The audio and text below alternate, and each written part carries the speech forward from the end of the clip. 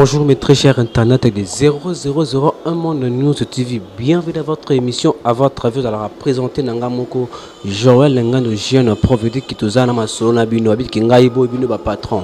Sans oublier Sali à mon boss Kize Malanda depuis Bruxelles avec une émission to lambi un jeune frère. Elipso di Solomoko ya beto ko yuka ngana bino. Bonjour mes frères. Oui, bonjour frère. Bonjour. Qui m'ezali? Babi qui a mon santé normale. Et ça nango normal nyonso piezo ke nango. Alors bande wala ndazo la ndaba ba kene.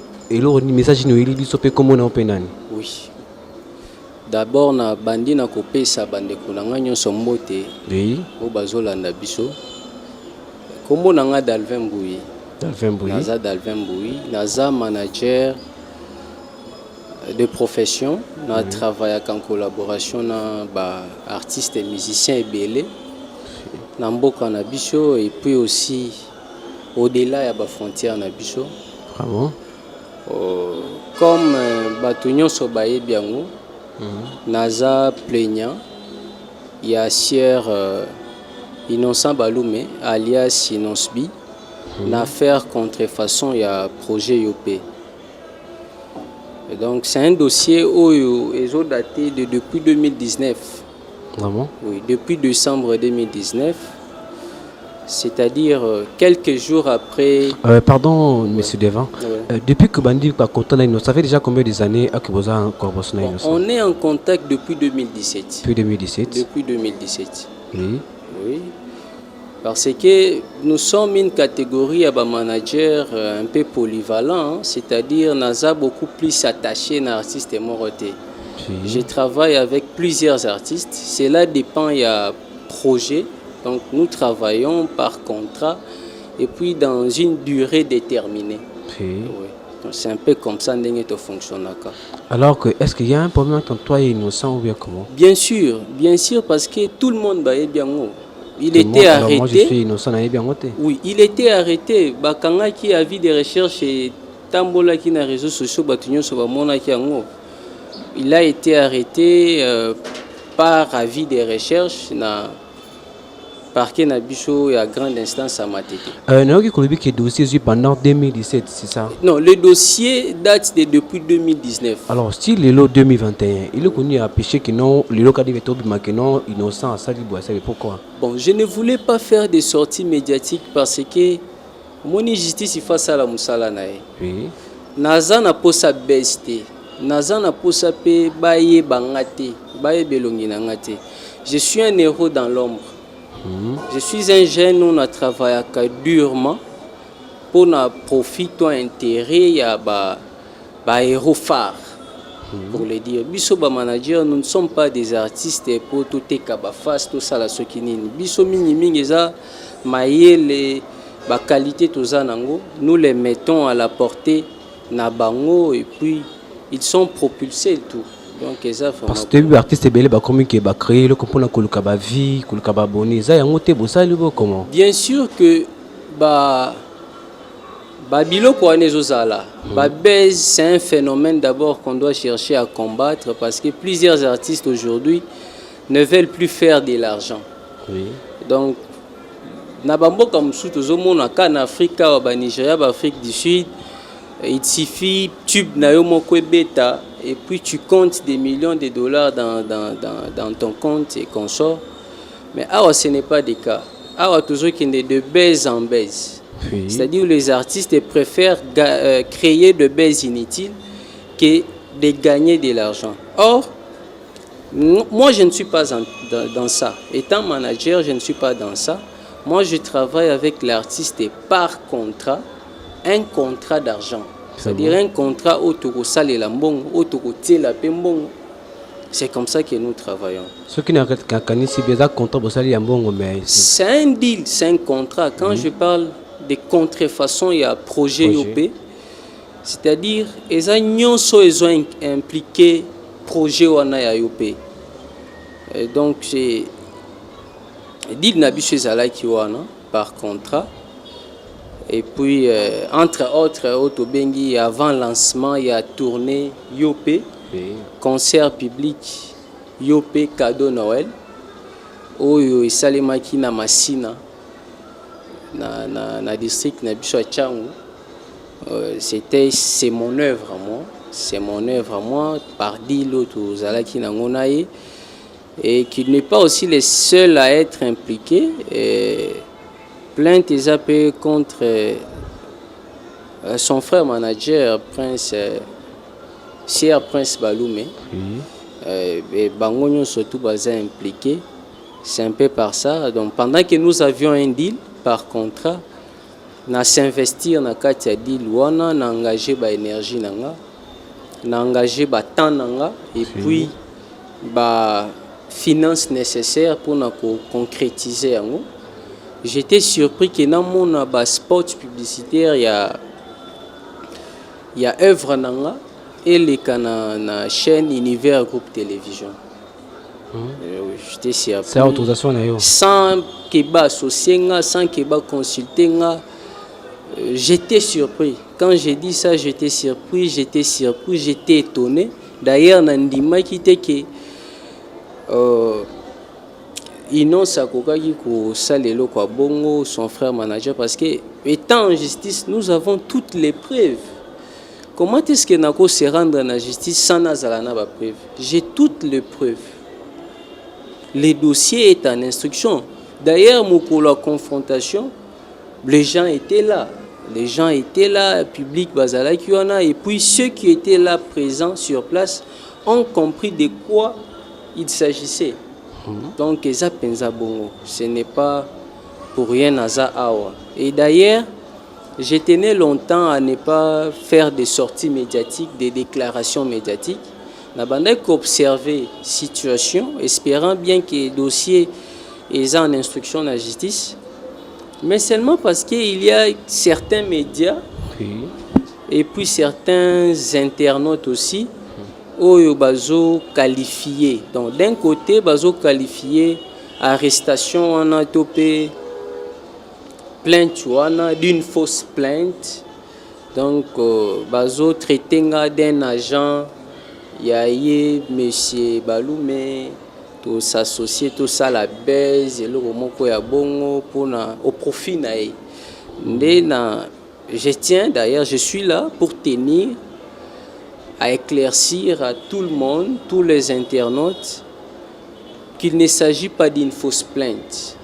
Qu'il ne s'agit pas d'une fausse plainte. La plainte elle est vraie, son arrestation était vraie. Je ne suis pas son agent. Et d'ailleurs, les dossiers continuent à être en instruction. Donc, le dossier est en instruction. Ils ont un niveau, il y a une instance compétence. Et que cette fois-ci, on s'est décidé, les internautes, pour nous couper sa information à chaque fois où il en aura. Alors, M. David, nous avons un peu moins si ouais. Parce que tu auras qui est innocent. Et puis, le dossier, il y a qui a chaleur. Ouais. Mais tout le monde qui essaie de chaleur et qui t'a pu ce que la moussango il ça poussé qui non salaire on a diminué pas pour un qui lui pousse. Tout d'abord premièrement pour ne pas soliter na ya bosana. Donc de l'autre côté d'un côté na banda oloba qu'il y a de ces gens là au bazo qualifié plainte on a dit une fausse plainte. Oui. Donc un jeu auto salaki pour na baisse. Ouais. De l'autre côté ezapena batu misusu au bazo kanisa que Nanaza instrumentalisé, c'est-à-dire derrière moi il y a une main noire. Au bazo instrumentalisé nga, ba détracteur ya sieur Baloumé.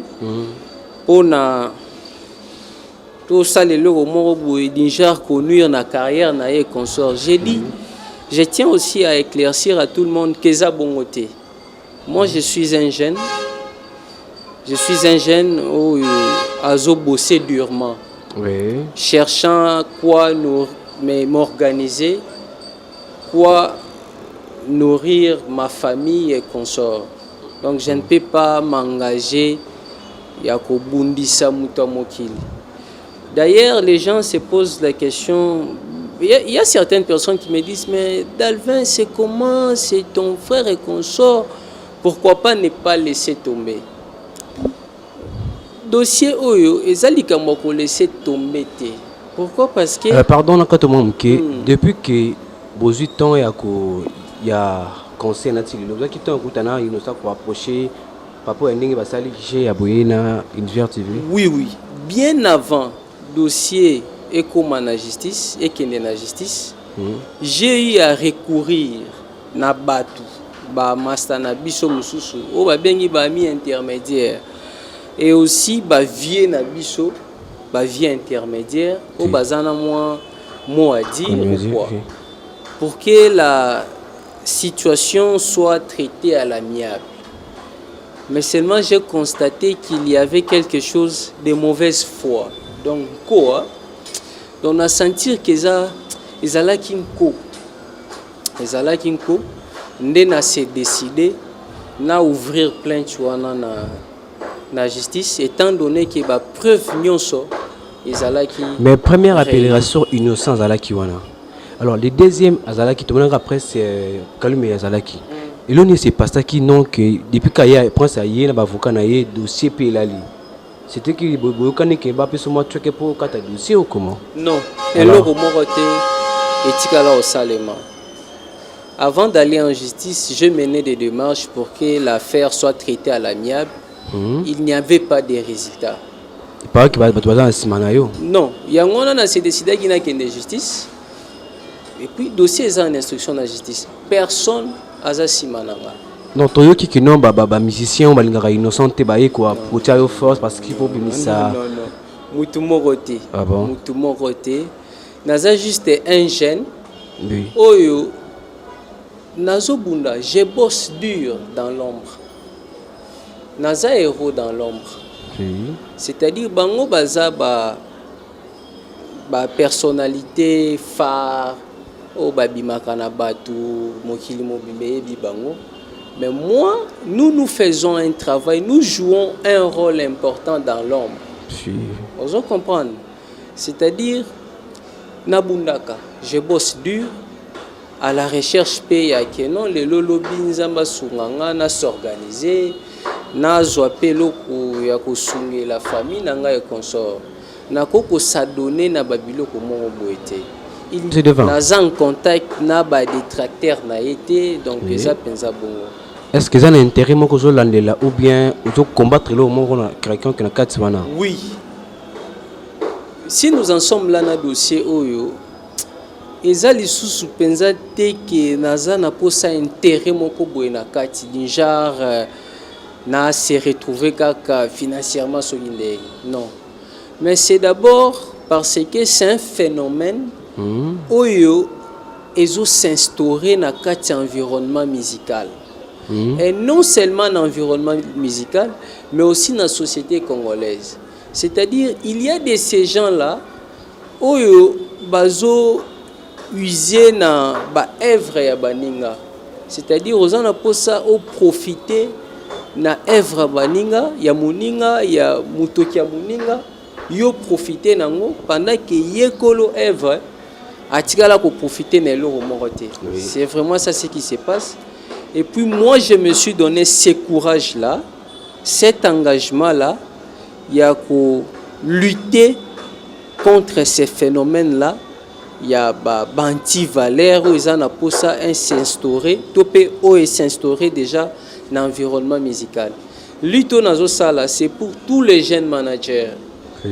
C'est pour tous les jeunes hommes dans l'environnement musical et surtout ils ont lutte moko boé, ils ont pour toute la jeunesse congolaise.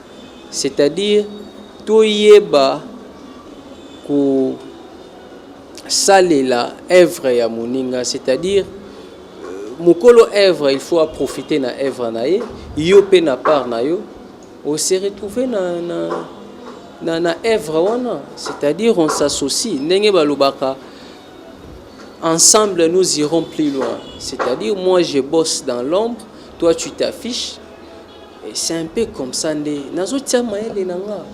Ce sont des idées, ils ont ba œuvre intellectuelle. Devant, vous avez des épreuves, vous avez moi un peu vidéo au peuple là, c'est quoi? Vidéo, je dirais, tant que dossier est nanou na maboko à justice, nazo se réserver un peu de quoi que ce soit. Parce que ça c'est-à-dire d'ici peu, il y aura encore des nouvelles pertinentes sur les dossiers. Et peut-être prochainement j'aurai à présenter quelques éléments où nous disposé en dehors il y a des éléments oyo eza na kati ya dossier. Donc le gouvernement n'a biso abi que parti non sur la politique partout il y a parquet état de droit abi que il faut qu'on ait la na droit na ye alors que ndeko devait aye ko telemela surtout qui va contre valeur donc mutu aza na idée na ye yo ko sala yango ce n'est pas bien. C'est dit que ça là idée ya mutu na ye moko sur place que ko sala idée qui en dehors ye aye baté ba ndeko na biso ba artiste boluki ba jeune manager ba aider bino bo aider bango parce que vous avez un débutant aux unes qui m'y non c'est pas bien tout ça la biso ba contrat donc c'est le contrat na yo na journal manager na yo contenu yango tina suka monsieur Devant oui to vivant na suka ya émission na biso parce que temps examen muké alors message ni copé sa artiste nyonso bazolanda yo be ba manager nyonso bazolanda aussi ko bon le message est pas artiste ezaka que comportement on a et ça là qui est un peu surprenant. Oui. Je travaille avec tous les artistes. Je sais comment est-ce que tu traites takana bango. Ouais. Tu traites takana bango bien. À se retrouver, à peine à se retrouver. Et ça là pour compte à événement. Et ça là pour compte à quoi que ce soit. Tu travailles bien. Alors ce comportement auprès des siers, Balou Mema était un peu étrange. Donc comme ici nangamoko. Apparemment, on travaille bien innocent. Oui, je continue à être émotionné. Na eloko ane salemi. Ezole kelanga penza makashi. Et que na bande kolanga nyonso ba manager, ba jeune manager, je tiens aussi na koyebisa bango que ça c'est une lutte. Biso, nous mettons notre intelligence, nos relations, ba tout na biso ebele na profit ya ba artiste. Bango mutu babimaka na ba projecteur et consort. Ça c'est une lutte oyo nazo sala pour na biso nyonso. Donc c'est une lutte oyo pa kolinga aya ko joindre biso to ko rejoindre biso na lutte oyo. Je suis vraiment disposé. Mais seulement aussi pour revenir à ta question, Otunakinga, qu'est-ce qui justifie cette manœuvre dilatoire, c'est-à-dire à un certain moment dossier on sait que Bakanga qui est par avis des recherches à niveau et à parquet et consort, mais jusqu'alors les dossiers Baïko et Zali sous-souté Nazo linga vraiment étalé ce qui s'était réellement passé le jour il y a le 24 mai na TGI na Bishwa Matete. C'est vraiment regrettable, c'est vraiment nazo dénoncer ngo makasi, nazo condamner ngo makasi. Vous savez, nazo senga na bandeko na biso nyonso ba congolais, chers compatriotes, prière d'ouvrir les yeux, to fungola misu. Pendant que chef de l'État Azobunda a instauré état de droit na kati ya mboka na biso, il y a de ces individus-là qui continuent à se croire au-dessus de la loi. Oui. Au bazo usé na ba influence na bango, na bambongo na bango pour na ko manipuler justice. Oui. Donc j'en profite aussi il y a ko salambela na son excellence le chef de l'État na ba autorité mususu ya mboka ba meka ko intervenir na kati ya dossier. Tout ce que je veux c'est que justice soit faite. Donc je suis un jeune citoyen digne de mon pays et ça œuvre nanga naza na posa naza penza na posa te mutu mususu alela nga mutokyo eza yangai. Donc état de droit est en marche. État de droit est en marche, que justice soit faite vraiment comme il se doit. Bosenga nanga penza ya makasi yango. Monsieur Devant to komi na suka émission pour na batino so baza posa kozwa yo na nzela ya téléphone to na nzela ya média ba kozwa na ndenge nini. Bon, pour des encouragements aussi, surtout des soutiens moraux, parce que c'est une lutte où on a s'engagé. Je n'ai aucun soutien, il y a qui que ce soit, Pour ceux qui voudraient me soutenir aussi moralement, j'ai un compte Facebook d'Alvin Boui.